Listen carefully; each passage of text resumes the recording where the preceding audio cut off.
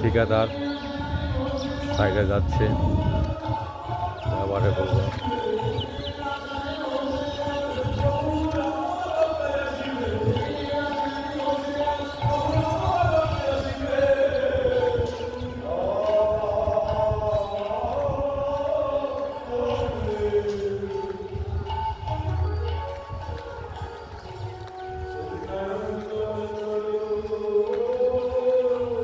ওই কালাম ভাই,